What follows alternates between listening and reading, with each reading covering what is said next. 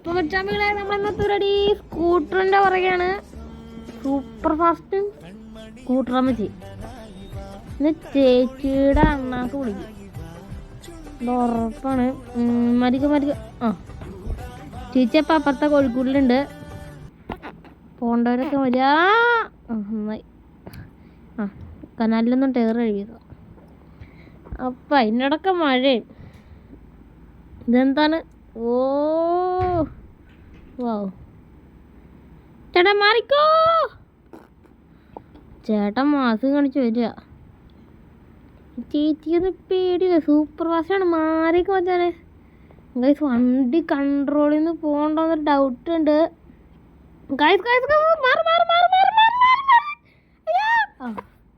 ഇപ്പം തീരുമാനമായി.